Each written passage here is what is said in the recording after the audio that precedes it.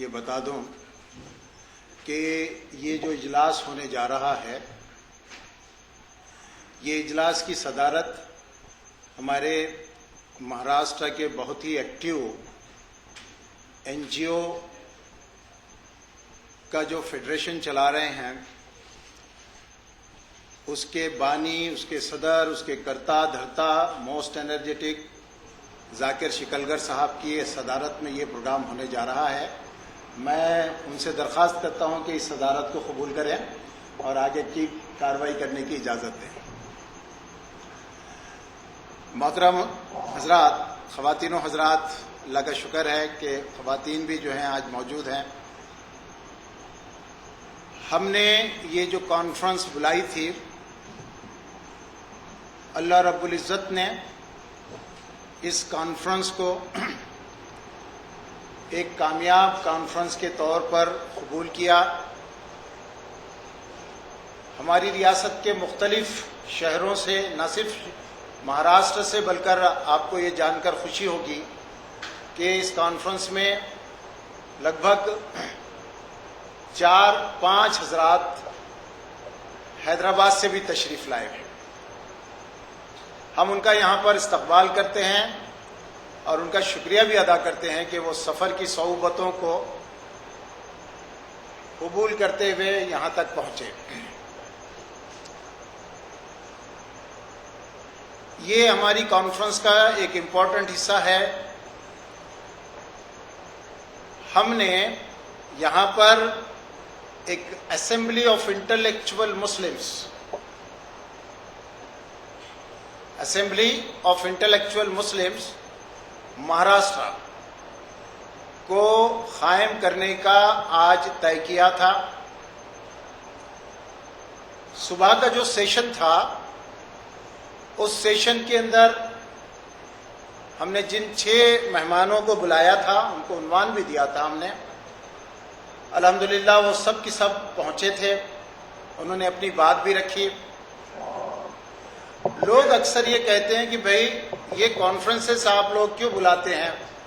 क्या हम सिर्फ लोगों की तकरीरें सुनने के लिए आना? लोग आते हैं, अपनी अपनी हिसाब से तकरीरें करते हैं और चले जाते हैं। हमारा ये कहना है कि दरअसल में ये मोटिवेशनल सेशंस होते हैं। जैसे कि मिसबा साहब ने कहा कि आप लोग यहां पर ऐसे ही नहीं पहुंचे, आप इसलिए पहुंचे हैं कि आपके दिलों के अंदर जज्बा है। कुछ ऐसी चीजें हैं जो अल्लाह ने आपको खुसूसी तौर पर अता किया। मैं यहां एक साहब को जानता हूं, मैं नाम भी ले लेता हूं उनका। हमारे 7 भाई हैं कल्याण से। उन्होंने मुझे इससे पहले पौन घंटा, आधा घंटा फोन पे बात की और उसके बाद कहा कि भाई जब मैं औरंगाबाद आऊंगा तो तुमसे पहले अकेले में मिलूंगा और अकेले में मिलकर मैं तुमसे बात करूंगा। उस दिन उन्होंने जमात इस्लामी के ऑफिस पे मेरे से फिर 1 घंटा 1.5 घंटा बात की। 7 भाई वहां बैठे हुए हैं और उनकी उम्र माशाल्लाह से मुझे लगता है कि 70 साल होनी चाहिए। उनकी सेहत ऐसी है कि उस दिन जमात इस्लामी के दफ्तर के 10 सीढ़ियां चढ़ने के बाद 15 मिनट तक उनकी सांस सेटल नहीं हो रही थी। कौन सा जज्बा है जो साहब को कल्याण से यहां तक लेकर आए? 1.5 घंटे की गुफ्तगू में उन्होंने इतनी सारी ढेर सारी बातें की। कुछ बातें बहुत मुस्बत थी और कुछ बातें इतनी निगेटिव थी और कुछ बातें इतनी मायूसी वाली थी, मगर वो शेर की तरह यहां पर बैठे हुए हैं और अभी भी बैठे हुए हैं। तो ये एक जज्बा है जो अल्लाह ने उनको मुंतखब किया। वो चाहे कुछ भी बोल लेंगे, चाहे वो क्रिटिसिज्म करेंगे, चाहे कुछ भी बोले, लेकिन वो जज्बा है जो उनको यहां तक खींच कर लेकर आया। ऐसे मैंने हर कॉन्फ्रेंस के अंदर ऐसे लोगों से मेरी मुलाकात हुई, उनसे मेरी बात हुई, तो वो जब वापस जाते हैं तो फिर उसके बाद ये लोगों की फिर से कभी मुलाकात नहीं होती है। इन सब की एक साथ मुलाकात नहीं होती है। तो ये जो दर्दमंद हजरात हैं, इनके दिलों में हमेशा एक दर्द होता है और एक थिंकिंग प्रोसेस होता है उनके पास। वो मुख्तलिफ इश्यूज के ऊपर हमेशा सोचते रहते हैं। ये सोच उनकी हर बीमारी की दवा है और ये सोच उनकी हर बीमारी की वजह भी है। कई लोगों को सोचने की वजह से शक्कर हो गई है, कई लोगों को सोचने की वजह से बीपी हो गया है, मगर उनकी वो सोच जाती नहीं। तो हमने ये सोचा कि इन लोगों को रोकेंगे, इनसे बात करेंगे, इनकी एक असेंबली बनाएंगे। जिस तरीके से महाराष्ट्र की असेंबली है, जिस तरीके से जो है जिला परिषद की काउंसिल होती है, जिस तरीके से पार्लियामेंट होती है, ये लोग करते क्या है वहां जाकर? महाराष्ट्र की असेंबली में क्या होता है, जिला परिषद में क्या होता है, पार्लियामेंट में क्या होता है? वहां सिर्फ तकरीरें होती है।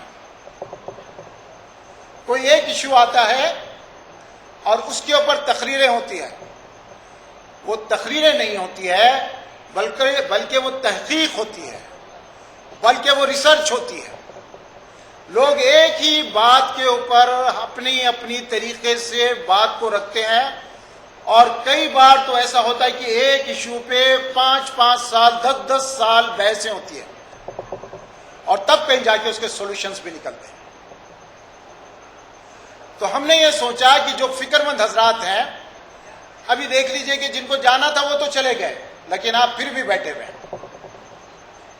तो ये जो फिक्रमंद हजरात हैं, हम ये चाहते हैं कि ये साल में 3 बार 4 बार 2 बार जैसी शुरुआत हो, हम मिले, एक असेंबली की तरह मिले, कुछ इश्यूज को पहले डिसाइड कर लें हम, और डिसाइड कर लेने के बाद वो इश्यूज हम उनको सर्कुलेट करें और उनको फिर महाराष्ट्र के मुख्तलिफ इलाकों में, मुख्तलिफ जिलों में बारी बारी उनको बुलाएं और उन इश्यूज पर हम डिस्कशन करें, उसके ऊपर हम कुछ सॉल्यूशन देखें, कुछ चीजें समझें और वो सॉल्यूशंस के बाद हम उन चीजों को जिस तरीके से हल कर सकते हैं, जो भी हमारे बस में हो। अगर हम नहीं हल कर सकते हैं तो जो कोई उसे हल कर सकता है उस तक उस बात को पहुंचाए। हमारा काम वही है। सुबह में डॉक्टर जफर महमूद साहब भी यही कह रहे थे कि आप बोल दीजिए, हुकूमत तक अपनी बात को पहुंचा दीजिए। और एक आध बार ऐसा भी होता है कि हालात कुछ ऐसे आ जाते हैं कि बहुत सारी बातें हुकूमत हमारी कबूल कर लेती है, और एक आध बार ऐसा होता है कि एक बहुत बेहतरीन मौका हमारे हाथ में आता और हम उस मौके को खो देते हैं। जैसे मैंने आपको सुबह में जिक्र किया था कि एक मौका सरकार ने हमको दी थी कि मुसलमान अपना एक एजुकेशन बोर्ड बनाए नेशनल लेवल पर, जैसे कि आईसीआर है, आईसीएसई है। जिस तरीके से आईसीएसई है, जिस तरीके से सीबीएसई है, वैसा बोर्ड बनाने के लिए मिस्टर कपिल सिब्बल ने एक कमेटी बनाई थी और मुझे लगता है कि वो एक बेहतरीन मौका था हमारे लिए।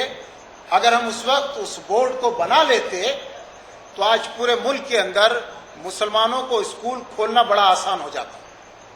आज आप अगर स्कूल खोलने जाओगे तो सीबीएसई के नॉर्म्स के हिसाब से सबसे पहले आपको 2 एकड़ जमीन खरीदना पड़ेगी। अगर आपके मेट्रो सिटीज हैं तो वहां पर थोड़ा सा कम, लेकिन आपको पहले इमारत तामीर करनी होगी और उसके बाद आपको एफिलिएशन मिलेगा। पहले तो मुसलमान गरीब, पिछड़ी हुई कम्युनिटी, इसमें इतना पैसा ये कहां से लेकर आएंगे खोलने के लिए? आपका अपना स्कूल होता तो कुछ रिलैक्सेशन होता और तालीम दूर दूर तक फैलती। हमारे और हुकूमत के बीच में एक गैप है। हम अपनी बात को हुकूमत के नुमाइंदों तक नहीं पहुंचा सकते हैं, हमारे पास कोई सिस्टम नहीं है। तो जब ये हम इस तरीके की असेंबली बनाएंगे और उसके अंदर हम किसी चीज को डिस्कस करेंगे, उसके कुछ रेजोल्यूशन हम पास करेंगे, तो हम कंसर्न मिनिस्टर्स को तक पहुंचेंगे, हुकूमत तक पहुंचेंगे, कंसर्न डिपार्टमेंट तक पहुंचेंगे और उनको हमारी बात उनके सामने रखेंगे कि भाई ये हमारा मसला है और इसको इस तरीके से हल किया जा सकता है और आप इसके लिए कोशिश करें। और मुझे लगता है कि हम इसको फॉलो अप करेंगे तो हमें जरूर कामयाबी मिलेगी। तो ये है वो गर्ज व गायत जिसकी वजह से हम इस सेशन में महाराष्ट्र के इंटेलेक्चुअल्स की एक असेंबली बनाना चाह रहे हैं। आप लोगों से वॉलंटरीली अपने अपने डिस्ट्रिक्ट के लिए नाम देने के लिए हमारी गुजारिश है कि आप अपने नाम लिखाएं, अपने डिस्ट्रिक्ट का नाम लिखाएं। और इस कॉन्सेप्ट के ऊपर जो मैंने अभी थोड़ी देर में आपको बोला हूं, अगर आप कुछ चीज समझे हैं या कुछ चीज नहीं समझ सके हैं या इसमें आपको कोई चीज और ऐड करनी है, तो मैं आप लोगों को दावत देता हूं कि वो यहां आए, 2 से 3 मिनट में 4 मिनट में अपनी बात को रखें, इस कंसेप्ट को और इलाबोरेट करें और उसके बाद फिर इंशाल्लाह जो है हम और इसके ऊपर बात करेंगे। फिर उसमें डॉक्टर अपने जाकिर साहब भी जो है उसमें बात करेंगे। आपको जाकिर साहब इस वक्त महाराष्ट्र की बहुत फाल शख्सियत है, वो सारे एनजीओज को जोड़ना चाह रहे हैं। काफी प्रोग्राम्स उन्होंने लिया है, बिजनेस पे प्रोग्राम्स लिया है, एनजीओज के एम्पावरमेंट पे प्रोग्राम भी लिया है उन्होंने। तो मैं आप में से कोई अगर यहां पर आकर बोलना चाहता है तो आपको इजाजत है, आप पहुंच सकते हैं। मैं अखबार नांदेड़ यूनिट के जिम्मेदार जनाब आरिफ शेख साहब से दरख्वास्त करता हूं कि डॉक्टर गफ्फार कादरी साहब का इस्तकबाल करें। डॉक्टर अब्दुल गफ्फार कादरी साहब MIM महाराष्ट्र यूनिट के प्रेसिडेंट हैं, तालीम और एवरेस्ट एजुकेशनल ट्रस्ट के भी डॉक्टर साहब चेयरमैन हैं, जिसके ज़रिए से एक बहुत बड़ा CBSE तालीमी इदारा औरंगाबाद में चलाया जा रहा है। मैं डॉक्टर साहब से दरख्वास्त करता हूं कि अपने ख्यालात का इजहार करें। डॉक्टर अब्दुल गफ्फार कादरी साहब। सबसे पहले मैं एक बात कहना चाहता हूं, वो ये है कि इस किस्म की एक्टिविटीज होना चाहिए। रिसर्जेंस की जो बात है, निशात सानिया की जो बात है, कौम को आगे बढ़ाने की जो बात है, इसकी आज जरूरत ज्यादा है पहले के मुकाबले में। अभी आपका ये आखिरी सेशन है। हमारे पेशरो मुखर्रिर कह रहे थे कि किस तरह से हमको मिलजुल कर काम करना है। मैं एक थोड़ी सी उसमें इजाफा कर देता हूं। कोई भी रियासत की असेंबली या पार्लियामेंट हो, उसको आप इतना राइटली नहीं ले सकते। वो लेजिस्लेटिव बॉडी होती है, वहां कानून बनता है जनाब, CAA बनता है, ट्रिपल तलाक के खिलाफ कानून बनता है, 370 हटा दिया जाता है।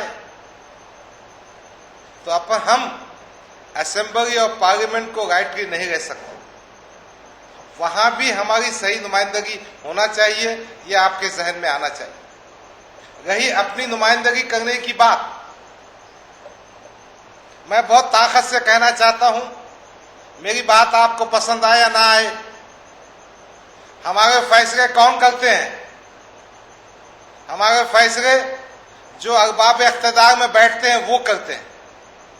जब तक उनकी कुर्सी धोखे में नहीं आएगी, आपके गुजारिशात को उठाकर फेंक देते हैं।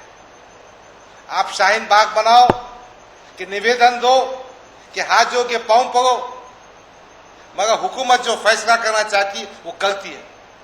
तो आपको अपने तौर पर यह भी तय करना है कि हम जो सियासी कुर्सी पे बैठे हैं उनको एहसास दिलाएं कि जनाब, अगर आप हमारे मुतालबात को नहीं मानेंगे तो हम आपको कुर्सियों से हटा देंगे। कोई भी भीख मांगने से कोई चीज नहीं मिलती, बेवा की तरह मांगने से कोई चीज नहीं मिलती। अफवाम और तफहीम का जमाना नहीं है। अगर सुप्रीम कोर्ट फैसला देता है कि बाबरी मस्जिद की जगह पर राम मंदिर बना दिया जाए, कहां की अफवाम और तफहीम की बात हो गई है और कौन से सिस्टम की बात हो गई है? कौन किसको समझाएगा? मैं आपको छोटी सी बात सुनाता हूं। रिजर्व बैंक ऑफ इंडिया का डायरेक्टर क्या पास है, हिस्ट्री में पोस्ट ग्रेजुएट है। रिजर्व बैंक ऑफ इंडिया का डायरेक्टर हुकूमत की वजह से बैठा है, जिसको अकाउंट्स मालूम नहीं, बैंकिंग मालूम नहीं, वो बैठा हुआ है। इसके बाद दूसरे जो मौक़े हैं, मैं एमपीएससी के एक चेयरमैन से वाकिफ हूं, मैं यूनिवर्सिटी के वाइस चांसलर साथ बैठा हूं, मैंने एआईसीटी के चेयरमैन को देखा हूं, मैंने एनसीटी के चेयरमैन के साथ बैठा हूं, मैंने कॉलेज के डीन को, वाइस चांसलर को देखा हूं। ये सब फैसले कहां होते हैं? ये सब फैसले पावर्स ऑफ कॉरिडोर्स में होते हैं। हमको यकीनन तालीमी मेयार होना चाहिए, मुसलमानों की तरक्की होना चाहिए। बस दो ही बातें आपसे कहना है कि हमको अपने तौर में इत्तेफाक इत्तेहाद के साथ रहना होगा। हमारे मसाइल का हल हमारे इत्तेहाद में है। यकीनन आपकी क़ियादत, जिम्मेदार जो बैठे हैं, इन्होंने हमको दिशा देना है। हमको तालीम के मैदान में आगे जाना है, हमको आईपीएस आईएएस ऑफिसर बनाना है, एमपीएससी में भेजना है। मगर एक दूसरा सवाल जो मेरे दिमाग में मुस्तकिल उठता है, हमारे पार्टी के नेता अकबरुद्दीन अवैसी साहब, वो एमपीएससी सेंटर चलाते मेरे कॉलेज में भी आए थे। मेरे कॉलेज में आने के बाद उन्होंने मुझसे कहा, आप क्यों ना आपके पास आईपीएस आईएएस एमपीएससी का सेंटर चलाते। मैं भी तैयार हो गया। मगर प्रैक्टिकल लाइफ में मैंने देखा, हमारे जो तवक्कुआत मुस्लिम ऑफिसर से होते हैं, अगर कोई पुलिस का इंस्पेक्टर जब मुसलमान होता है ना, उसका अंदाज, मुसलमान का एजुकेशन ऑफिसर जब होता है उसका अंदाज, मुसलमान का कलेक्टर जो होता है उसका अंदाज, अगर गैर भी जो नुकसान नहीं करते वो नुकसान कर देता। तो कहीं ना कहीं ज़हनी तौर पे हमको इस तरबियत की भी ज़रूरत है कि वो मुसलमान ऑफिसर बन गए हैं या मुसलमान तालीम याफ्ता बन गए हैं, उनको अपने कौम के तई मोहब्बत होना चाहिए। मेरा नाम रईस खान है। मैं प्रोफेशन से इंजीनियर हूँ। लास्ट 10 इयर्स मैंने, उससे भी ज़्यादा साल मैंने सऊदी अरब में निकाले। मैं पेप्सिको में ट्रेनिंग मैनेजर था, पर मेरा दिल नहीं लगता था वहाँ पे। काफ़ी साल वहाँ गुजारने के बाद हमेशा एक बेचैनी रहती थी कि अपनी कौम के लिए कुछ करना है, लेकिन क्या करें। तो एक ही चीज़ नज़र में आती थी, एजुकेशन। हमारे जो मसले मसाइल हैं, उन सब की जड़ एक ही चीज़ है, तालीम ना होना। किसी ने सही ढंग से तालीम नहीं ली है। हम लोग दीनी तालीम से दूर है, दुनियावी तालीम से भी तो बहुत दूर है। तो यही वजह रही, मुझे यही लगा कि हमारी कौम की सबसे बड़ी प्रॉब्लम एजुकेशन है। सबसे पहले हमें एजुकेशन पे काम करना चाहिए। और उसी मकसद के साथ जब मैं हिंदुस्तान वापस लौटा तो मैंने सबसे पहले डिसाइड किया कि मैं स्कूल खोलूंगा। और जब मैं स्कूल खोलने का इरादा कर लिया आके, तो मैं परेशान था। अब स्कूल की मुझे कैसे चलाना है उसकी ABCD नहीं आती। अलग मेरे 2 सिस्टर थे, वो टीचर्स फील्ड में थे। तो मैंने उनसे पूछा, तो उन्हें तो सिर्फ पढ़ाना आता है, लेकिन स्कूल मैनेजमेंट के बारे में जीरो। कैसे स्कूल खोलना है, कैसे चलाना है, क्या करना है, कहाँ से परमिशन लेना है, कुछ नहीं पता। मैंने काफ़ी गूगल किया, काफ़ी यूट्यूब में वीडियोस ढूंढे, कुछ नहीं मदद मिली। इसी तरह की मैं वाम जैसी ऑर्गेनाइजेशन की तलाश में था। मुझे नहीं मिली कोई ऑर्गेनाइजेशन जहां मैं नेटवर्किंग कर सकूं, नहीं मिली कोई ऑर्गेनाइजेशन। उस दिन जब मैंने इनका, ये ऑर्गेनाइजेशन के एक व्हाट्सएप ग्रुप था मेरा, मैं काफ़ी भूखा रहता हूं हमेशा नेटवर्किंग करने के लिए, क्योंकि बगैर नेटवर्किंग के कुछ नहीं होगा। लोग बोलते हैं इतनी इजलास क्यों कर रहे हैं, ये क्यों कर रहे हैं। बहुत ज़रूरी है, आज के वक्त में नेटवर्किंग बहुत ज़रूरी है। आपकी नेटवर्किंग होगी, आपका नॉलेज बढ़ेगा, आपका कनेक्शन बढ़ेगा, आप आसानी से अपने काम कर सकोगे। अगर नेटवर्किंग नहीं होगी, आप स्ट्रगल करते रह जाओगे, कोशिश करोगे, गिर जाओगे, मुश्किलें आएंगी, गिर जाओगे। आपके पास कोई मेंटर नहीं है, आपके पास कोई नेटवर्किंग नहीं है, क्या आप स्कूल खोल पाओगे ऐसी हालत में? नहीं खोल पाएंगे। मैंने हिम्मत नहीं आ रही, मैंने स्कूल खोला। अल्हम्दुलिल्लाह किसी दोस्त के उससे मुझे मालूम पड़ा कि स्कूल का डिपार्टमेंट है करी रोड में मुंबई में, वहाँ जाना होगा। अब वहाँ किसी को नहीं जानता। अल्लाह का शुक्र है, वहाँ एक मुसलमान मुझे ऑफिसर मिला, नासिर शेख।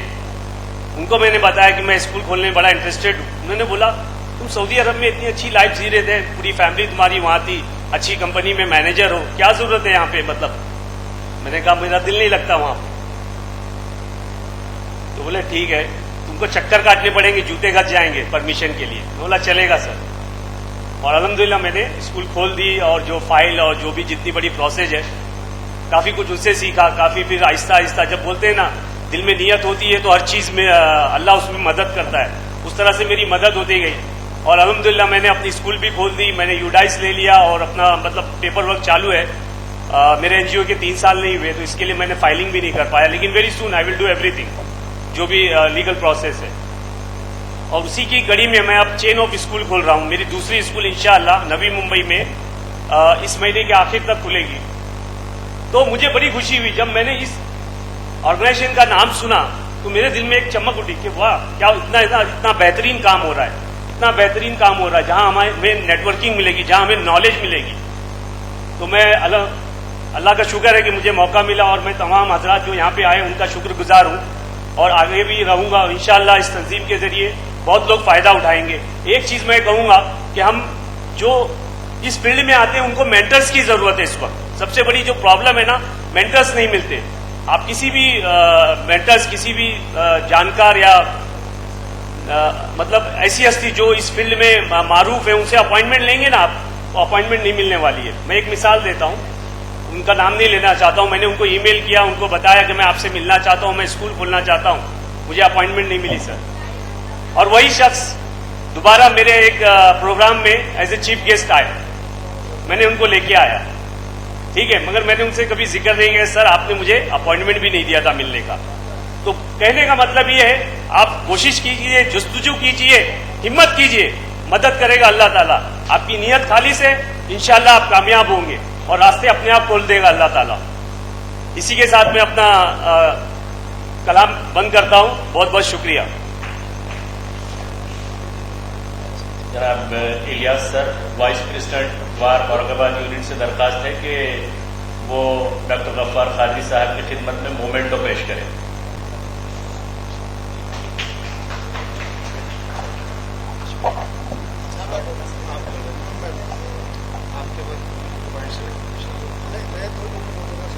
शफी अंसारी साहब से दरखास्त है कि वो रजवी साहब का इस्तकबाल करें। इस तरह राफे साहब से दरखास्त है कि वो महबूब पठान साहब का इस्तकबाल करें।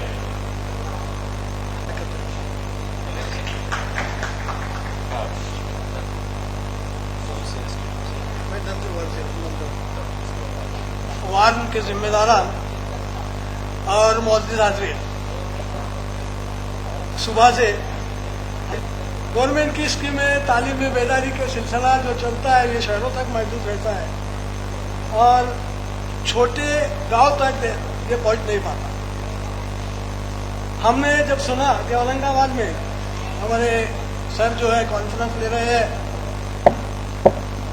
हम 250 किलोमीटर का सफर करके यहाँ पर पहुंचे हैं और मैं मुबारकबाद देना चाहूँगा सर को और उनके साथीदारों को कि इतनी बेहतरीन कॉन्फ्रेंस जो है यहाँ पर उन्होंने की और बड़े अच्छे अच्छे लोगों को हमको सुनने का मौका मिला। हमने बहुत तालीम के बारे में बहुत सारी सुन लिया है।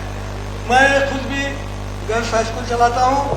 40 साल पहले जिस वक्त स्कूल की मैंने बुनियाद रखा तो मैंने ईदगाह में चंदा किया, मैंने मस्जिद में चंदा किया और लोगों ने दिया। आज आप सोचिए हालात किस कदर बदल गए हैं कि आज अगर आप स्कूल के लिए पैसा मांगेंगे तो लोगों के दिलों में क्या ख्याल आता है? बिल्डिंग फंड के नाम से हम मांगते नहीं बल्कि तय करके हम लेते हैं।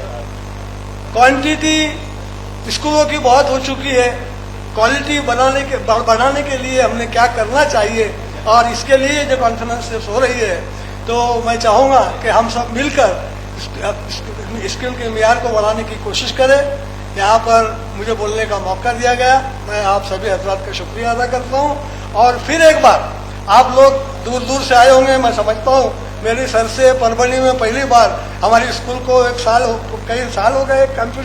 जब कंप्यूटर का जमाना नया था और कंप्यूटर का इनाम मिला था तब मेरी उनसे मुलाकात हुई थी और मैंने सोचा मेरी उम्र 70 साल है और अब जाना चाहिए अपन ने, इसके लिए मैं यहाँ पर कोशिश इस एक्टिविटीज़ में जो भी हमारी मदद लगेंगे हम मदद जरूर करेंगे। खुदा हाफिज। मैं दिशा विद्यार्थी पालक मार्गदर्शन केंद्र लातूर में चलाता हूँ और 25 साल से एजुकेशन में काम करता हूँ।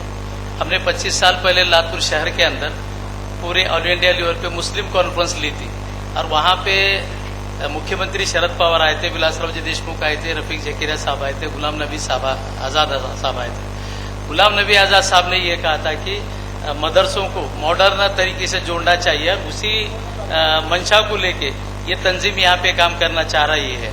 मैं 3 बातें आपसे कहूंगा और मेरी बातें मैं खत्म करूंगा। जो भी लोग लड़के और लड़कियां पढ़ना लिखना चाहती हैं, MBBS को जाना चाहती हैं, तो बॉम्बे की मुस्लिम की खिदमत कमेटी है, अगर वो नीट में क्वालिफाई होते हैं तो 2 लाख रुपए उनको वो लोग देते हैं। दूसरी बात, अभी यहाँ पे फिर 2-3 साथी मिले, उन्होंने कहा कि पैसों की कुछ प्रॉब्लम है और बच्चा लड़का लड़की ऐसा कुछ पढ़ना चाहते हैं मेडिकल। मैंने इस साल 3 लड़कों को, एक लड़की है हाफिज है, उनको 3 लाख रुपया खिदमत कमेटी से मिला है। तो आपको भी मौलाना आजाद विकास महामंडल, ये 20 साल पहले जब विलासराव देशमुख CM थे, हमने उनसे ऐसे तंजीम के जरिए से डिमांड रखी थी और मौलाना आजाद विकास महामंडल बन चुका है 20 साल से। और वहाँ पे मुसलमान के लड़के और लड़कियों को एजुकेशन लोन मिलता है। नेशनल बैंक से तो मिलता ही है, नेशनल बैंक से आप लेना चाहेंगे तो ऑनलाइन फॉर्म भरिए और एक कलेक्टर ऑफिस में एक कमेटी रहती है, वहां से हेलो हो गया तो आपको 4 लाख से 8 लाख रुपए लोन मिलता है। मैंने मेरी पोत्री को, जो पानपट्टी चलाते हैं हमारे दामाद, 8 लाख रुपए उसको एजुकेशन लोन दिया है। मैंने मेरे लड़की को 8 साल डाल के सिविल इंजीनियर बनाया है और आज वो विलासराव देशमुख के कॉलेज में गेस्ट लेक्चर बोल के काम करती है। कहने का मतलब ये है कि मुसलमानों ने हमारा जो कैरेक्टर बिल्डिंग है, हम किसी भी फिरके से रहें, हमारी इंसानियत और हमारी इस्लामियत और हमारी मुसलमानियत, ये हमारे मामूलात से समझ में आती है। हमारी जो जुबान है, हमारा जो लहजा है, उससे हमारा कल्चर समझ में आता है। हमारे पास में कुछ अनाड़ी लोग होते हैं, जैसा इन्होंने कहा कि मेरा फैक्ट्री है और मैंने स्कूल का इदारा डाला है। मैं 25 साल से राजर्षि शाहू प्राथमिक स्कूल चलाता हूँ। मैंने कम से कम 35 डॉक्टर बनाए हैं और 1,500 बच्चों को मैंने नौकरी दी है। प्लेसमेंट सेंटर, मैं ये सेंटर से गुजारिश करता हूँ, अगर प्लेसमेंट के बारे में जो भी आपको जानकारी चाहिए मैं सर्व करूंगा। और मैं 2 घंटे, डेली के 2 घंटे आपके ट्रस्ट को, जो भी तंजीम आप बना रहे हैं, उनमें कंट्रीब्यूशन आप चाहें तो मैं आ सकता हूं। हमारे हाजी खयूम साहब अभी यहाँ आए थे, वो चले गए हैं। मुझे फौजिया खान का स्पीच अच्छा लगा, खासदार साहब का स्पीच अच्छा लगा, मुझे MLA आए थे उनका अच्छा लगा। ये जो संचलन कर रहे हैं, मैं सुबह से देख रहा हूँ कि सबका मैनेजमेंट करते उनकी मतलब पूरा ये हो रहा है। और यहाँ पे जो माँ बहनें आई हैं, क्या इनको मैं ये कहना चाहता हूँ कि तुम 50% हो, और आपसे कहना चाहता हूं कि ये 50% को हम सब बचा के रखेंगे तो हम डेवलप नहीं हो सकते। हमको उनको डेवलप करना चाहिए। इतना कहते हुए और एक शेर कहते हुए मैं अपनी जगह लेता हूं। हजारों दर्दमंद मिलते हैं, काम के चंद लोग मिलते हैं। जब आता है मुसीबत का वक्त तो सभी के दरवाजे बंद मिलते हैं, लेकिन मस्जिद का दरवाजा हमेशा के लिए मुसलमानों के लिए अल्लाह ने खुला रखा है। और मांगते रहो, नमाज पढ़ते रहो। जनाब इलियास साहब, vice president warm Aurangabad unit से दरख्वास्त है कि वो जनाब doctor SMH Qadri, farmer director sericulture, government of India का इस्तकबाल करें। दरख्वास्त करता हूं कि 2 से 3 मिनट के अंदर इख्तिसार के साथ अपनी बात रखें। मैं अब्दुल मलिक राजा पटेल उदगीर तालुके से हूं, जिला लातूर। मैं पिछले 25 साल से स्पेशल एजुकेशन में हूं, माजूर बच्चों के लिए, डिसेबल्ड बच्चों के लिए काम करता हूं। अल्हम्दुलिल्लाह जिस NGO में मुझे नौकरी मिली, काम मिला, वो NGO सिर्फ डिसेबिलिटी के क्षेत्र में काम नहीं करती, बल्कि उसके पास इंटरनेशनल लेवल से FCRA के जरिए से और सेंट्रल गवर्नमेंट के और स्टेट गवर्नमेंट के अलग अलग योजनाएं, लगभग 40 योजनाएं चलती हैं। तो अल्लाह का अच्छा करना ये हुआ मेरे लिए कि उन्होंने, मैनेजमेंट ने मुझे अपने करीब लिया और उनके सारी रिपोर्टिंग के काम मेरे सुपुर्द की गए 2-3 साल के बाद में। आज पिछले अपना स्कूल संभालते हुए पिछले 20 साल से मैं उस ऑर्गेनाइजेशन के लिए काम करता हूं जो FCRA से फंड लेती है, सेंट्रल गवर्नमेंट के बहुत सारे अलग अलग मिनिस्ट्रीज से फंड लेती है और स्टेट गवर्नमेंट्स के भी बहुत सारे फंड्स लेते रहती है। तो अल्हम्दुलिल्लाह मैं ये बताने का मकसद ये है कि मुझे रिपोर्टिंग का अल्हम्दुलिल्लाह बहुत अच्छा नॉलेज है और ऑफिसर को किस तरह की लैंग्वेज चाहिए, किस तरह की उसको रिपोर्टिंग एक्सपेक्टेड होती है, वो मैं लिख सकता हूँ। और ये काम करते समय बहुत सारे लोगों ने मुझे अपनी खुद की एनजीओ स्थापन करने के लिए बहुत सारी राय दी, लेकिन कभी मैं उस स्थापन करने के चक्कर में नहीं पड़ा, क्योंकि मैंने देखा खास करके मुस्लिम इदारों में, मुझे माफ करना, जो खींचातानी है, जो एक दूसरे को जो है नीचा दिखाने की जो सारे के सारे नहीं हो सकते ऐसे, लेकिन बहुत सारी ऑर्गेनाइजेशंस में मैंने देखा कि एक मुस्लिम इदारा कायम होने के बाद में बहुत जल्द जो है वो जो है नीचे की तरफ आ जा रहा है, ढलान की तरफ आ जा रहा है। तो इसलिए मैं कभी अपना इदारा कायम नहीं किया, लेकिन चाहूंगा कि अपनी खुशनसीबी समझूंगा कि अगर वार्म ऑर्गेनाइजेशन, ये लफ्ज भी पहली बार सुनने में आ रहा है, इतना हमने मास्टर्स भी कर लिया। रिसर्जेंस जब हमने यूट्यूब हमारे जो है व्हाट्सएप के जरिए से पढ़ा तो उसके मीनिंग्स मालूम करके यहाँ पर आना पड़ा। बहुत अच्छे मीनिंग्स और बहुत अच्छी ऑर्गेनाइजेशन जरूर होनी चाहिए। तो मैं खुशनसीब समझूंगा कि अगर आप हमें इस ऑर्गेनाइजेशन से जोड़ते हैं तो हम अपना पूरा मुखलिसाना, जैसे कि अभी हमारे मुखर्रिर ने भी बताया कि तालीम को तिजारत मत बनाओ। अल्लाह का करम है, तालीम को आज तक हमने तिजारत नहीं बनाया और इनफरादी तौर पे मैंने बहुत सारे काम किए हैं। स्पेशल एजुकेशन में कैरियर काउंसलिंग मैंने की है। बाल संगोपन योजना, जो अनाथ बच्चे हैं उनको जो है स्कीम से जोड़कर उन्हें माहाना 1000 रुपए दिलाने का काम मैंने सैकड़ों बच्चों के लिए अपने जिला स्तर पे किया है। फिलहाल अभी हाल ही में 2 साल पहले अटल टिंकरिंग लैब नाम से एक भारत सरकार की एक योजना चली थी। आर्टिफिशियल इंटेलिजेंस के संदर्भ में वो लैबोरेटरी है, मिलती है हर हाई स्कूल और जूनियर कॉलेज को जो उसका क्राइटेरिया पूरा करते हैं। मैंने अपने बलबूते पर 7 ऑर्गेनाइजेशंस को, जिनको मैं नहीं जानता था, ऐसे ऑर्गेनाइजेशंस के पीछे मैंने मेहनत करके अटल टिंकरिंग लैब, जो एक लैब 20 लाख रुपीस की है, ऐसे मैंने 7 लैब दिलाने में भी मैंने अपना योगदान दिया। किसी से 1 रुपये की कोई आशा नहीं रखी।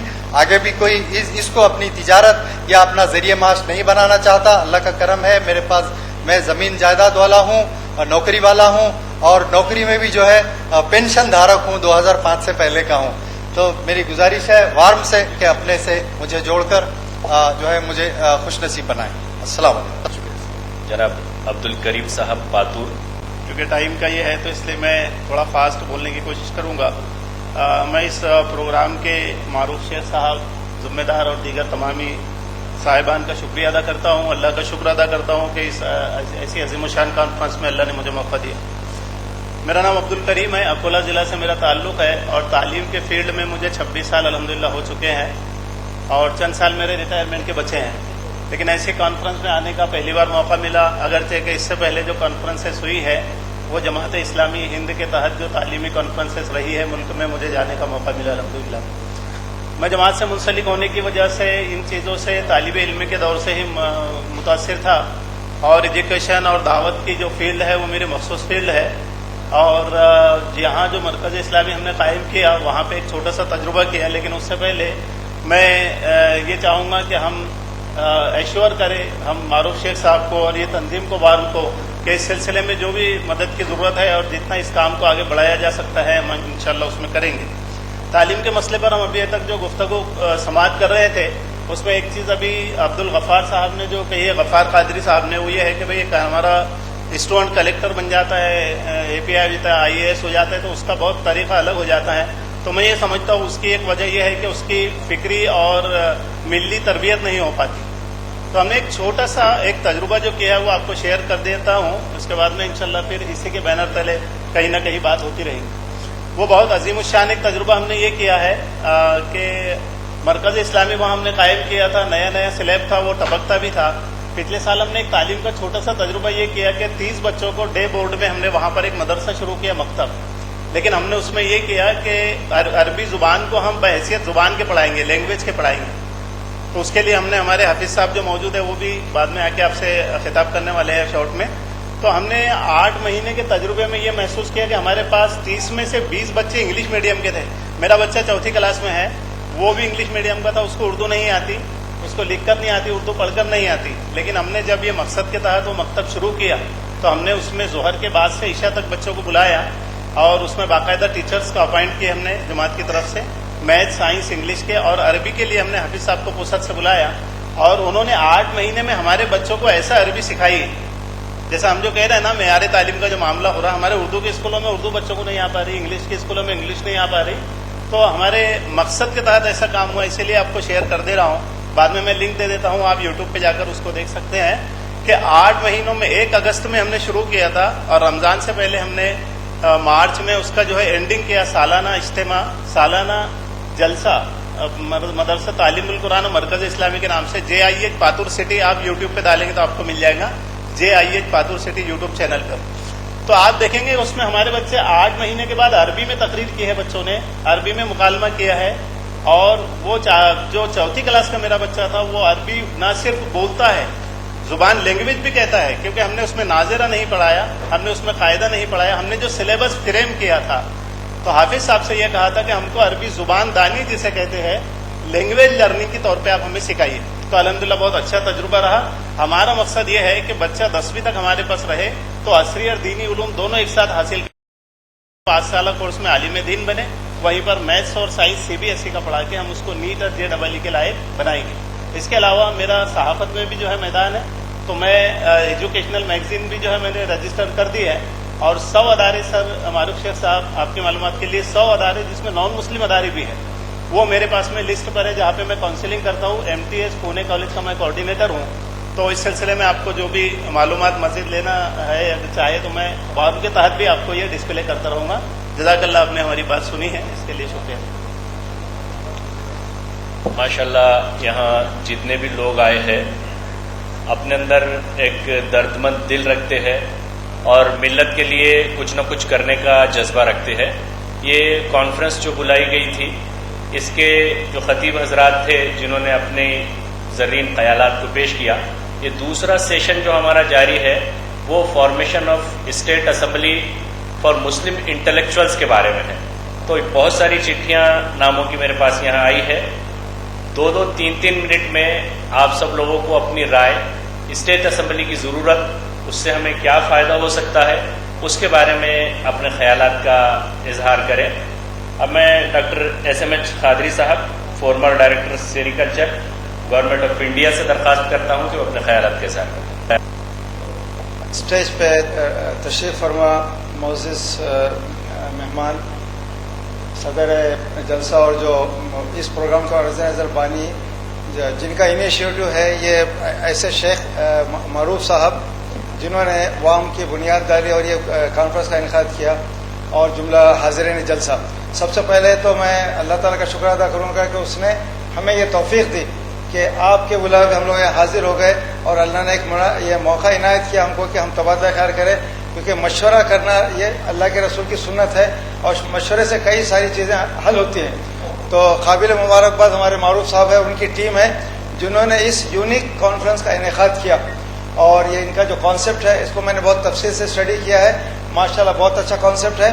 उससे पहले मुख्तसर मैं अपना तारुफ दे दूं और उसके बाद 2 हिस्सों में मैं छोटी बात रखूंगा। इजाज़त चाहूँगा कि 2 मिनट के बजाय मुझे 3 या 4 मिनट दे दें, क्योंकि दो नुकात में मैं बात रखने वाला हूँ। एक तो वाम के बारे में 1-2-3 चीज़ें इजाफे ज़रूरत जो महसूस होती है वो पेश करना है, और दूसरे आज से जो सुबह में हमने मसाइल सुने उसमें जो अहम मसाइल जिससे हम हर रोज़मर्रा जिससे हमें साबिक़ा पड़ता है और हम लोग उसके लिए क्या कर रहे हैं उसके बारे में थोड़ा सा 2 बात करना है।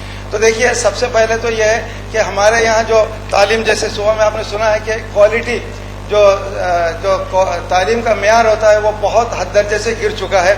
हमारे यहाँ कई तादाद स्कूल है, गवर्नमेंट स्कूल्स और प्राइवेट स्कूल भी है, जिसका हमने पर्सनल जो है तो मुशाहिदा किया है। तो मैं गवर्नमेंट सर्विस में था, 38 ईयर्स मेरी सर्विस हुई डिफरेंट फील्ड्स में, रिसर्च में, हॉर्टिकल्चर में, एग्रीकल्चर में और सेरिकल्चर में।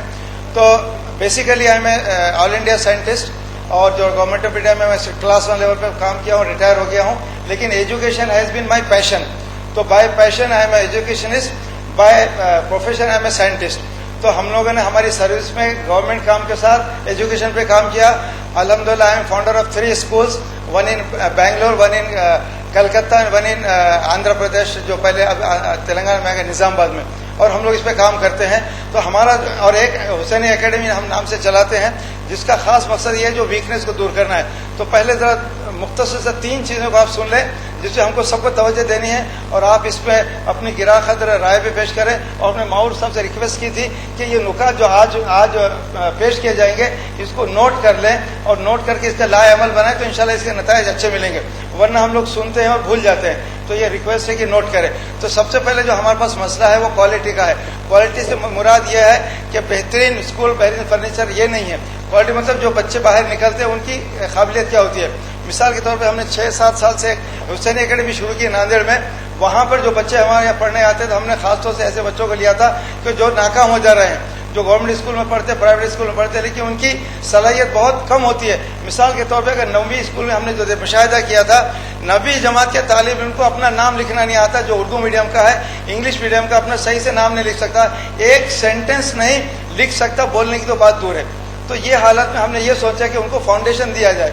तो हम लोगों ने हुसैन एकेडमी शुरू की माशाल्लाह, और उसमें इतने अच्छे नताइज मिले। तो मेरी ये ख्वाहिश है, मेरी आपसे इल्तिजा है कि हम लोग जो है तो क्वालिटी इंप्रूव करेंगे। जिम्मेदार स्कूल वालों की जिम्मेदारी है, लेकिन हम एज ए सोशल एक्टिविस्ट हम अपने अपने महलों में देखें कि ऐसे गरीब बच्चे जिनको कोचिंग की जरूरत है उनको कोचिंग दे। उनको कोचिंग का मतलब 7 और 6 सब्जेक्ट पढ़ाने की जरूरत नहीं है, उनको इंग्लिश, मैथ्स और साइंस अगर पढ़ा दे, उनका फाउंडेशन दुरुस्त हो जाए तो अपने आप कामयाब हो जाता है। ये बहुत जरूरी है और क्वालिटी के लिए सबसे अच्छी कोशिश है ये। इससे अच्छी कोशिश होने से हमने देखा है कि जो बच्चे फेल होते थे, नाम नहीं लिख सकते थे, मिनिमम 50% मार्क्स लेके कामयाब हो गए मैट्रिक, और आज ग्रेजुएशन भी कर रहे हैं और आगे भी गए।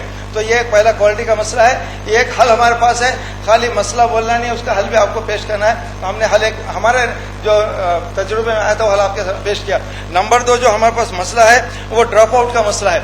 तो ड्रॉप आउट एक ऐसी चीज है कि हमारे बच्चे जो स्कूल में जाते हैं लेकिन चंद दिनों के बाद किसी मजबूरी वजह से छोड़ देते हैं पढ़ना। तो ये अगर इंडिया का स्टेटस देखा जाए तो हम तालीमी लिहाज से लिटरेसी पे पीछे हैं, लोएस्ट है अमंग ऑल द कम्युनिटीज, लेकिन ड्रॉप आउट में देखें तो हाईएस्ट है। तो ड्रॉप आउट का एड्रेस करने के लिए हमको ऐसे सेंटर्स करने चाहिए, ऐसे इंतजाम करने चाहिए कि जो खानगी तौर पे बच्चे पढ़े, और गवर्नमेंट के जो ओपन स्कूल्स के सिस्टम होते हैं जैसे NIOS है, या आंध्रा में, तेलंगाना में टॉस बोलकर है, महाराष्ट्र में भी होगा ओपन स्कूल जरूर होगा। तो उसमें हम लोग एडमिशन दिला के उनको क्वालिफाई करें, बेसिक डिग्री मैट्रिक के आ जाए तो उन्हें आगे पढ़ सकते हैं। तो ड्रॉप आउट के लिए हमको बहुत जरूरी तवज्जो देनी है, और ड्रॉप आउट अगर इंशाल्लाह मेन लाइन में आ जाएंगे तो लिटरेसी अपने आप बढ़ जाएंगी। अब नंबर 3 जो हमारा नुक्ता है वो मदरसे का नुक्ता है। मदरसे में यह हो रहा है कि मदरसे की तालीम बहुत जरूरी है, इसमें किसी को इनकार नहीं है, और बोलना चाहिए कि मदरसे हमारे मजहब के दीन के खिले हैं। मदरसे की वजह से आज हमारा तशक्कुस बरकरार है। हमारे पास मसाजिद में नमाजें होती है, तरावी होती है, लेकिन इसमें जो कमी है वो ये है कि हमको दोनों मिला के चलना है। मदारिस में एकेडमिक नहीं होती है और एकेडमिक में दीनी तालीम नहीं होती है। तो हमको एक ऐसा काम करना चाहिए कि जैसे अभी एक मेरे से पहले जो साहिब ने बात रखी, तो उसको थोड़ा सा मैं ऐड करूंगा कि हमने 2-2.5 साल पहले एक कोशिश की है, और अल्हम्दुलिल्लाह आज हमारे पास वो पूरा सिलेबस तैयार है। वो सिलेबस है, इसको इंटीग्रेटेड कंपोजिट कोर्स हम कर रहे हैं। वो कोर्स करने के बाद बच्चा इंशाअल्लाह ताला अरबी, उर्दू, इंग्लिश और एक लोकल लैंग्वेज में एक्सपर्ट हो जाएगा। साइंस मैथ भी रहेंगे। उसको मॉडल मदरसा हम लोग कर रहे हैं। ऐसे मदरसे अलीगढ़ में शुरू हो गए, हरियाणा में शुरू हुआ है, नोएडा में शुरू हो गया, इंशाअल्लाह ताला हैदराबाद में ये साल शुरू हो जाएगा। आप भी वो कर सकते हैं। अल कलम नाम का इदारा है अलीगढ़ में, आप अगर इंटरनेट पर डालें तो आपको मिलेगा, उससे आप रब्त कर सकते या मेरे से रब्त कर सकते इंशाअल्लाह ताला। वो अगर कर लेंगे तो हमारे बच्चे दीन और दुनिया में एक साथ कामयाब हो सकेंगे। क्योंकि 2 पैरेलल लाइन होते हैं, ये पैरेलल लाइन किसी काम के नहीं हो रहे। जो दुनियावी तालीम से आगे जा रही है, दुनियावी तालीम में एक्सपर्ट बन रहे हैं, लेकिन दीन में एकदम 0 हो रहे हैं। जो दीन में आगे जा रहे हैं मुफ्ती और बड़े मुफक्किर बड़े बन रहे हैं, लेकिन उनको दुनिया का पता नहीं होता है कि साइंस क्या बोलती है, और जो है तो मैथमेटिक्स क्या बोलती है, और कंप्यूटर साइंस क्या बोलता है। तो ये दोनों की सब जरूरत है। ये जनरल 3 पॉइंट्स है जिसके बारे में मैंने कुछ मेरे तजुर्बे के हिसाब से हल भी पेश किया। आप उसको मजीद उसमें इजाफा कर सकते हैं। अवाम के ताल्लुक से जो कॉन्सेप्ट किया गया उसमें एक मिनट और जनाब अली, अवाम के ताल्लुक से बहुत अच्छा प्लेटफॉर्म है। इसमें 2 या 3 चीजें ऐड कर देने के बाद इंशाल्लाह ये जामे हो जाएगा। वो ये है कि हमारे पास जो कॉन्सेप्ट है, जैसे इन्होंने बताया कि यहाँ पर इनके पास कॉम्प्लेक्स, इसके अंदर 4-5 चीजें रहेंगी। स्कूल रहेगा, उसके बाद जो है तो हॉस्टल रहेगी, मस्जिद रहेगा, काउंसलिंग रहेगा। लेकिन इसमें और जो 2-3 चीजें बहुत अहम है, वो ये करना है कि एक जब सेंटर होगा,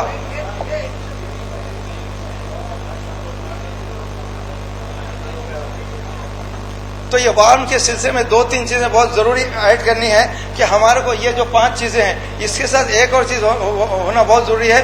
वो ये है कि मैं जमील अहमद मालेगांव से, वहाँ की उम्मुल मदारिस ATT हाई स्कूल का मैं वाइस चेयरमैन हूँ। यहाँ पे बात हो रही है फार्मेशन ऑफ असेंबली के ताल्लुक से। आपके जहन में कोई बात हो तो बोलिए, लेकिन लोग यहाँ पे एजुकेशन के बारे में बोल रहे हैं, जो कि सुबह के सेशन में हो चुका है। बहुत सारे लोग दूर दराज से आए हैं और वो चाहते हैं कि ये सेशन खत्म हो जाए तो अपने घरों की तरफ पलटे। तो मेहरबानी करके आने वाले भी मुकर्रिर सिर्फ मशवरा दें, अगर वे फार्मेशन ऑफ असेंबली के बारे में उनके जहन में कोई बात हो। मेरे जहन में एक बात है मारूफ साहब कि आपने जितने भी जोन बनाए हैं या बनाना चाहते हैं इस महाराष्ट्र में इस असेंबली के फॉर्मेशन के लिए, तो मीटिंग सिर्फ एक जोन में ना ली जाए, अलग अलग जोन में मीटिंग ली जाए ताकि वहां के लोगों को भी जोड़ा जाए और एक जागृति आए कि क्या काम हो रहा है। होता यह है कि काम एक जगह होते रहते हैं, वहां के लोगों में जागृति आती है, बाकी लोग वो महसूस नहीं कर पाते। जहां जहां भी जोन आपने बनाने के लिए तय किया है, हमेशा जोन चेंज करके वहां पर अलग अलग वक्तों में अलग अलग मीटिंग ले, और रजिस्ट्रेशन वगैरह तो होगा ही मेरे ख्याल से, वो तो करना ही है। दूसरा, इस ढंग से इसको जोड़ा जाए कि असेंबलियों में बैठे हुए, ईमान में बैठे हुए हमारे खास तौर से मुस्लिम कायदीन को हम लोग रुजू कर सके और उनके ऊपर दबाव डाल सके अपने इस यूनिटी के ताल्लुक से। बहरहाल मैं बहुत बहुत मुबारकबाद दे रहा हूँ। एक शेर के साथ मैं तकरीर नहीं कर रहा हूँ कि अटल फैसला तो मौजूदा ऐसा भी होता है, दिए को जिंदा रखती है हवा, ऐसा भी होता है। जिस नहज पर अल्हम्दुलिल्लाह नेक नियति से आप चल रहे हैं, अल्लाह इसमें कामयाबी देगा। हम आपके साथ हैं। बहुत बहुत शुक्रिया। एक ऐलान है, आप सभी के व्हाट्सएप नंबर पर आज की इस कॉन्फ्रेंस के मुतालिक फीडबैक लिंक भेजी गई है। सभी हजरात उस लिंक को जरूर पुर करके फॉरवर्ड करें, सबमिट करें, ताकि हमको फर्दर एनालिसिस के काम आए और ये प्रोग्राम के ताल्लुक से आपकी क्या राय है उसको हम जान सकते हैं। मारूफ साहब, असेंबली फॉर्मेशन के बारे में आपसे बात करें। हमने इस वक्त जो है जो महाराष्ट्र के जो कमिश्नर जो जोन है उसके जिलों के मैंने यहाँ नाम लिखा हूँ। आप मुझे जो है, मैं जिले का नाम लेने के बाद आप में से जो यहाँ पर प्रेजेंट है और जो इस असेंबली का मेंबर बनना चाहता है वो अपना नाम दें, और उसके बाद फिर जो है हम ये जिन लोगों के नाम आ जाएंगे फिर इन लोगों को हम डिटेल में इसका लिटरेचर भेजेंगे, इसका जो भी बायलॉज है वो भेजेंगे, और उसके बाद जैसे सर ने अभी हमको जो मशवरा दिया है कि अलग अलग जोन में हम इसकी मीटिंग लेंगे, अलग अलग जोन में मीटिंग लेंगे और इंशाल्लाह फिर उसको आगे बढ़ाएंगे। तो मैं शुरू करता हूं सबसे पहले विदर्भ जोन से। नागपुर से जो है कोई अपना नाम, अगर कोई यहां हो और वो नाम देना चाहता है तो नाम दे, और एक एक जोन का हम एक इंचार्ज बनाएंगे अभी इस वक्त, और वो कोशिश ये करेगा कि अपने जोन में जिस जिले की नुमाइंदगी नहीं है वहां के लोगों को वो नुमाइंदे के तौर पर जो है तो बाद में नाम हमारे पास पेश करें। तो नागपुर से कोई है? नहीं। चंद्रपुर, बुल्डाना, जी नाम बोलिएगा। शेख जमीर रजा। जी साहब, मोबाइल नंबर बोलिए आप। 94 20 148 148। बुल्डाना से सैयद अकबर जी। हाँ,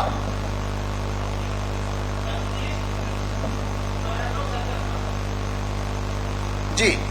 हाँ, गोंदिया से कोई है? नहीं। वर्धा, अकोला, जी नाम बोलिए।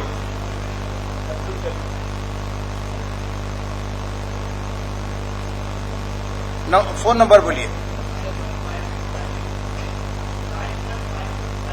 91565653। क्या बोल रहे?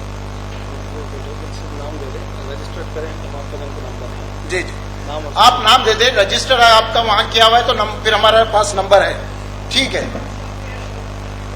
हाँ, उनका नाम बोल दीजिएगा। अच्छा, तो आप उनका होगा। हाँ,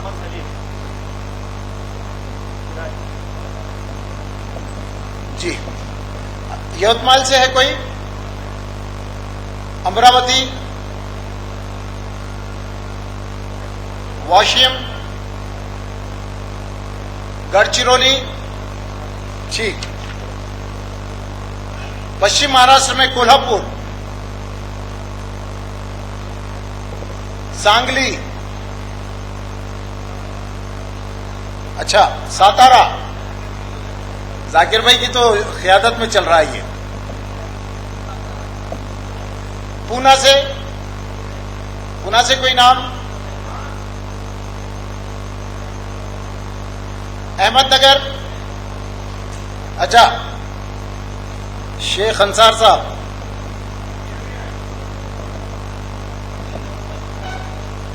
जी है नंबर है जी। लातूर, शोलापुर, जी हाँ सोलापुर, सोलापुर का बोलिए जी।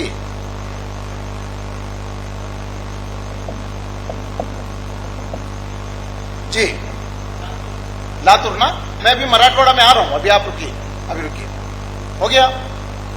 इसके बाद है कोंकण रीजन में मुंबई से नाम बोलिएगा। रईस साहब, रईस जी।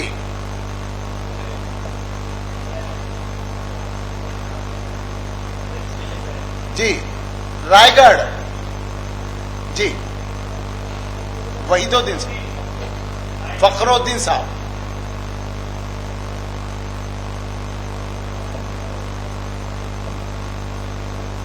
जी। पालघर से है कोई? थाना सात भाई, हाँ सात भाई, आपको बहुत सलाम, आपकी हिम्मत को, आपकी उम्र को सलाम। आप अभी तक बैठे हैं माशाल्लाह से। मैं जिनकी बात किया था यही सात भाई हैं जो बहुत एनर्जेटिक है, इस उम्र में भी जो है अपने स्कूल को बहुत अच्छे से चला रहे हैं। रत्नागिरी, जी सर नाम बोलिए। अब्दुल रहमान, अच्छा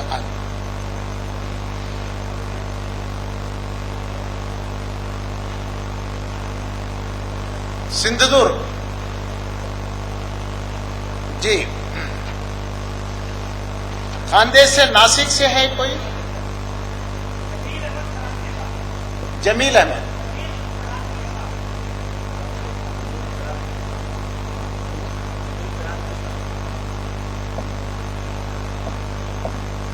जी। और नासिक, ठीक। जलगांव,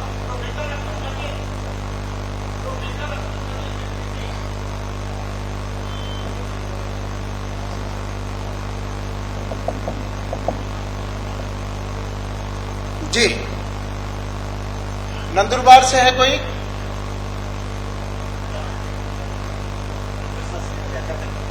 इस पे लिखे हैं जी।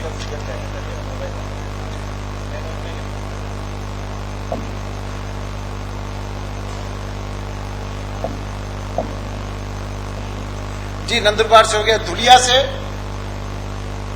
धुलिया, जी। इसके बाद है मराठवाड़ा से। मैं मराठवाड़ा के लोगों के नाम इसलिए आखिरी में ले रहा हूं कि इनकी गाड़ियां जो है ज्यादा दूर की नहीं है, इसलिए। तो औरंगाबाद में तो बहुत जो है अभी नाम आएंगे। जालना से बोलिए।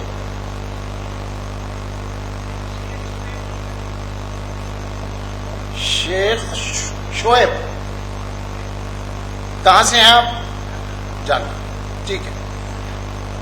परभनी से हसीब, जी।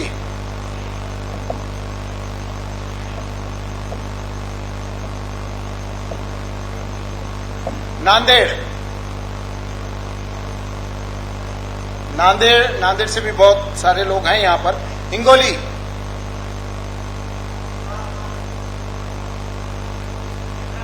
जी।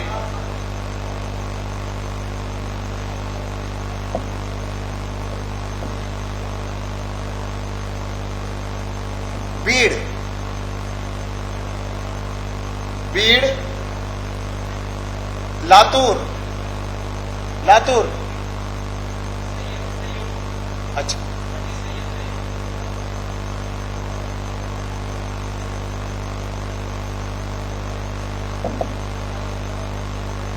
उस्मानाबाद, उस्मानाबाद। अच्छा, अब ये बताइए कि कौन इसमें मेंबर और बनना चाहता, उसका दमन से, माशाल्लाह। हाँ जी जी जी, कौन है दमन से, नाम बोलिएगा। अच्छा अच्छा अच्छा,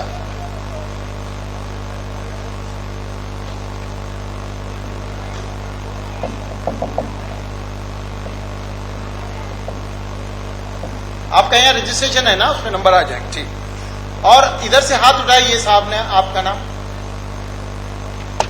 दानिश शेख शाहिद, कहां से? लातूर। ठीक,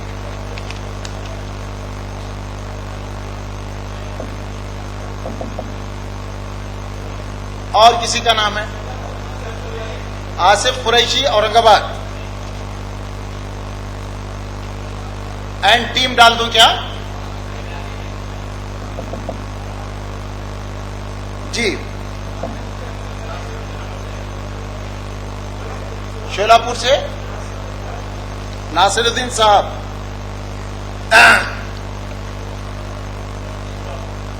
शोलापुर नासिरुद्दीन साहब।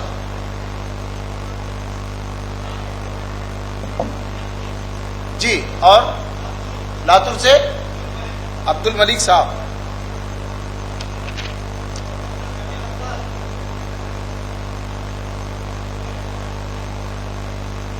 और क्या नाम है जी?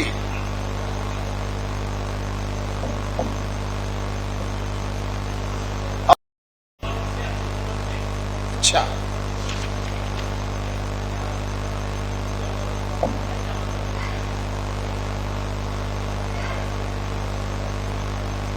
जी, और तो ये नाम हमारे पास है। अभी कई जिलों के नाम इसमें नहीं है, बहुत सारे।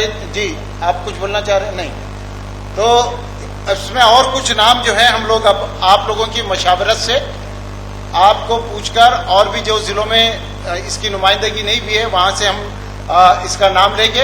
अब इस प्रोग्राम के आखिर में मैं जनाब जाकिर साहब से गुजारिश करूंगा कि वो इस असेंबली के बारे में अपने ख्यालात का इजहार करें, कि तो जाकिर साहब इस वक्त बहुत एक्टिवली पूरे महाराष्ट्र के अंदर जो है जो एनजीओज हैं उसको एम्पावर करने का काम कर रहे हैं, और उसके बाद इंशाल्लाह फिर ये प्रोग्राम जो है खत्म हो जाएगा। ठीक, असल में मेरे से पहले अब्दुल करीम साहब ने कहा कि अरबी बहुत 8-6 महीनों में बच्चों ने सीख लिया, 8 महीने में। असल में इतना आसान है वो कि अगर आपने आज शुरू किए तो 15वें दिन आप जुमलों की बंदिश कर सकते, और बंदिश कर नहीं सकते, लिख भी सकते। और दुनिया की सबसे आसान जुबान अरबी है। मेरा 18 साल का तजुर्बा है। उसके बाद मैंने कोशिश किया कि 5 इज्तिमा अल्लाह मियाँ के रोज के, उसके बाद जमातों के इज्तिमा, फिर अलग अलग तहरीकों के इज्तिमा। अगर हमने अरबी जुबान सीख लिए तो 5 इज्तिमा में ही सब काम हो जाते। मैं दरखास्त करूंगा कि जब भी किसी को अगर जरूरत पड़ी तो मैं इस इंजोस के तहत आपकी रहनुमाई के लिए हमेशा हाजिर रहूंगा। अरबी के पढ़ाते कैसा उसकी गाइड के लिए तो मेरा नंबर भी अगर आप चाहे तो नोट कर सकते हैं, 9763 5563 76। अस्सलाम वालेकुम। हाफिज मोहम्मद खलील सिराजी। मैं मारूफ शेख साहब से दरख्वास्त करता हूं कि वो काबिश फाउंडेशन औरंगाबाद के सदर जनाब शोएब सिद्दीकी साहब का इस्तकबाल करें। आरिफ शेख साहब, सेक्रेटरी वार्म औरंगाबाद।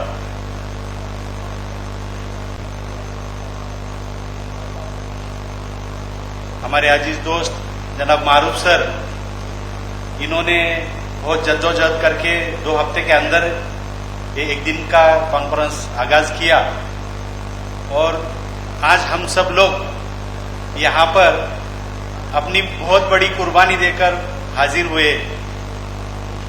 इसलिए यहाँ मौजूद और सुबह से जो भी मौजूद थे सभी लोगों का मैं तहे दिल से शुक्रिया अदा करता हूँ। ये खिदमत का काम जो है इसके लिए बहुत बड़ा जज्बा लगता है और वही जज्बा हमें यहाँ तक लेके आया। अभी अवेयरनेस के बारे में तो मैं ज्यादा कुछ कहूंगा नहीं, क्योंकि दिन भर में हमने बहुत सारे अच्छे अच्छे लेक्चर्स सुने हैं। आज की इस कॉन्फ्रेंस का अहम जो उद्देश्य है वो है कि महाराष्ट्र के लिए, महाराष्ट्र स्टेट के लिए एक असेंबली जैसा एक ग्रुप फॉर्म हो, और उसकी तरतीब अभी अभी थोड़ी देर पहले जनाब मारूफ सर ने पूरी की है। चलो ठीक है कि अपने पूरे महाराष्ट्र के सभी जिलों से लोग नहीं आए, लेकिन जो भी आए वो बहुत दर्दी है। मैं हमेशा जब भी ऐसे कॉन्फ्रेंसेस में शामिल होता हूं तो थोड़ा ऐसा महसूस ही होता है कि दर्दियों की गर्दी नहीं होती। समझो सुबह जो गर्दी थी वो अभी नहीं है, लेकिन दर्दियों की गर्दी इंशाल्लाह जरूर बढ़ेगी। अभी भी जो दर्दी है वो भी काफी तादाद में है और बहुत जज्बे वाले हैं। इसे फिर से एक बार मैं तहे दिल से सलाम करता हूं। जो लिस्ट अभी बनी, मारूफ सर ने बनाए, यहां मौजूद है, उन लोगों ने दिया, लेकिन ऐसे भी बहुत शख्सियत है कि जो अपने अपने सतह पर बहुत बड़ा खिदमती काम करते हैं, लेकिन कुछ तकाजे रहेंगे इसलिए यहां तक नहीं आ पाए। लेकिन इंशाल्लाह हम लोग पूरे महाराष्ट्र में इसके लिए तरतीब बनाएंगे, अपना वक्त कुर्बान करेंगे। जान माल वक्त की कुर्बानी के बिना कुछ नहीं होगा। तंजीमों की तो तादाद देखे जाएंगी तो रजिस्टर्ड एनजीओ कितने हैं महाराष्ट्र में, माइनॉरिटीज के, मुस्लिम्स के एनजीओ कितने हैं, एक बहुत बड़ा संशोधन का काम है। लेकिन ये कई हजारों में है एनजीओ रजिस्ट्रेशन करना, लेकिन असल जमीन पर कितने लोग काम करते हैं। और उसमें भी यहाँ बहुत तजुर्बेकार हमारे साथी, बड़े अजीज दोस्त हमारे वकार साहब सोलापुर से, जब ये भी हमारी बात हो गई, बुनियादी काम करने वाले कितने हैं। खिदमत बहुत तरह की होती है, राशन किट बांटना ये भी बड़ी खिदमत है, लेकिन उससे आगे भी हमें क्या करना चाहिए। सिर्फ जकात लेने वाले को जकात देते बैठना है क्या? लेकिन जकात लेने वाले को देने वाला हम कब बनाएंगे? जब ये तादाद हमारी बढ़ेगी, जकात देने वालों की और लेने वाले की कम होगी, जब जाकर हम लोग तरक्की का कहीं ना कहीं हमें नजारा दिखने आएगा। अभी बहुत सुबह में खान मैडम ने बताया कि डाटा हमारे पास नहीं है, तो डाटा बहुत होना जरूरी है। इंशाल्लाह मैं जिस तंजीम को लीड करता हूं, महाराष्ट्र माइनॉरिटी एनजीओ फोरम, इसको पूरे महाराष्ट्र में कनेक्ट करने में हम थोड़े बहुत कामयाब हुए, ज्यादा कामयाब नहीं हुए। बहुत लोग बोलते हैं कि आपने बहुत पल्ला मार दिया, लेकिन मैं खुश नहीं हूं, क्योंकि ये भी हम लोग 10-20% तक गए, 80% इलाका अभी भी खाली है। लेकिन डाटा प्लानिंग सेंटर होना चाहिए।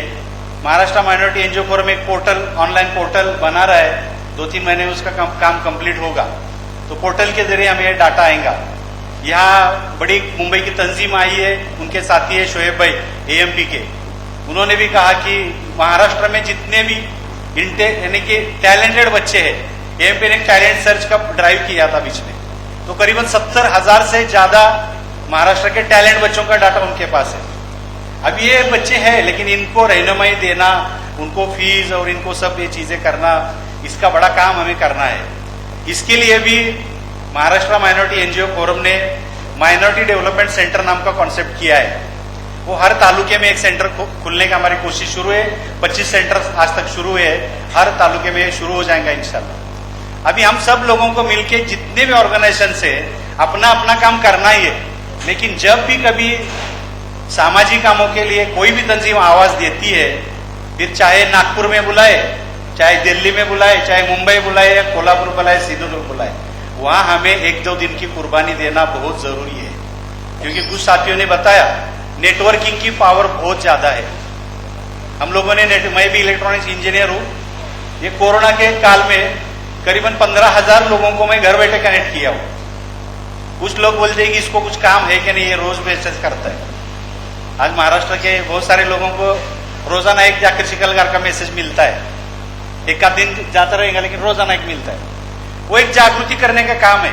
हम लोग हमारे जिंदगी के लिए रोज खाते पीते हैं, तो खिदमत के लिए रोज क्यों नहीं करते? खिदमतों का जज्बा है, वक्त बहुत हो चुका है, काफी लोगों को निकलना भी है। हम लोग एक दिन से काम बनने वाला नहीं है, रोजाना काम करने की जरूरत है। इसके लिए मेरा एक हमेशा जुमला रहता है, हम लोग इबादत के लिए, रोजाना की इबादत के लिए बहुत जद्दोजहद करते हैं और इबादत को छोड़ते नहीं है।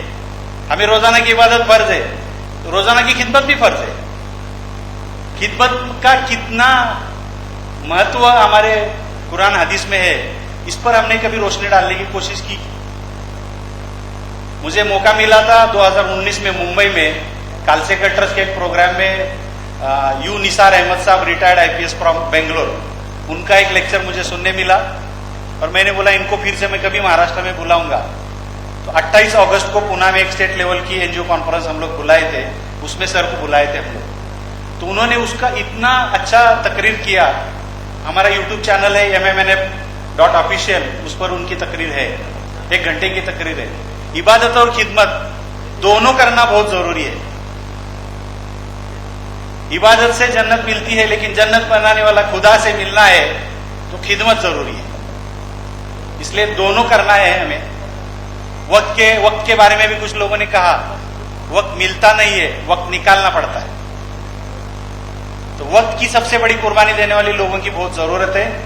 एक्टिविस्ट लोगों की तादाद बढ़ाने की जरूरत है। और अपने गांव में दूसरा एनजीओ खुला तो उसमें उससे यानी कि दोस्ती बढ़ाओ, उससे दुश्मनी मत बढ़ाओ।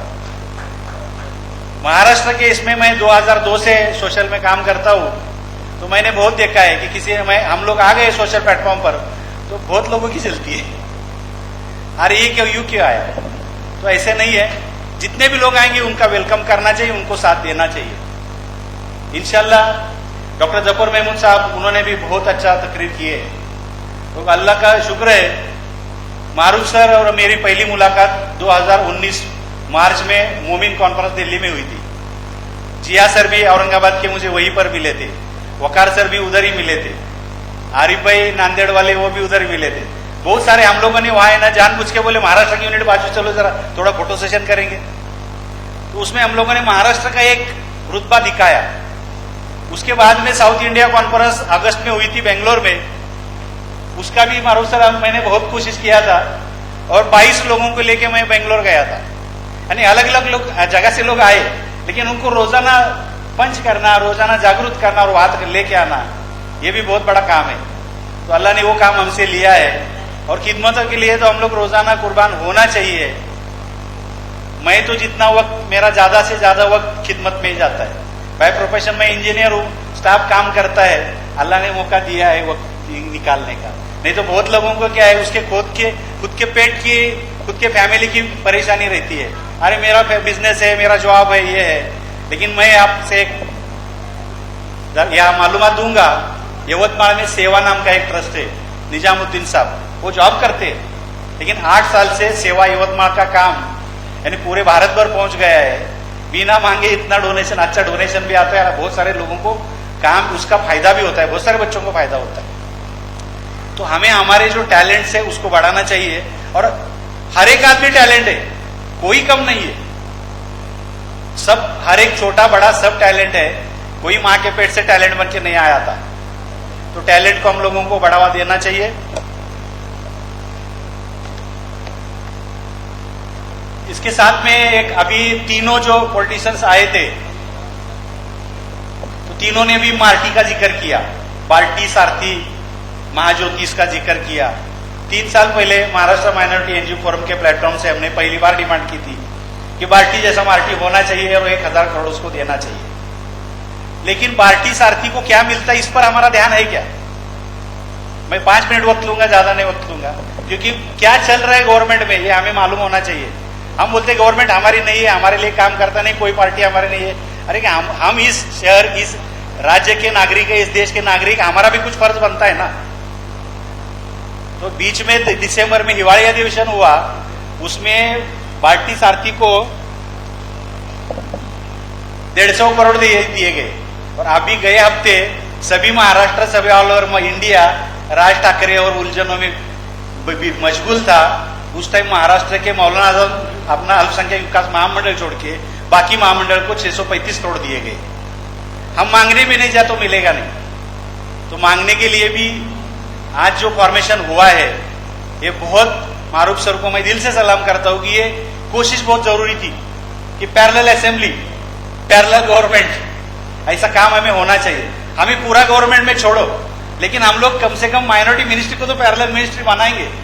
और हमारे जो भी मसले है गांव मोहल्ले से, सर ने जफर महमूद सर ने बताया कि मोहल्ला और वार्ड को ब्लॉक बनाओ, उसको यूनिट बनाओ, उसको लेके चलना पड़ेगा। एक रिसर्च का बड़ा काम करना पड़ेगा।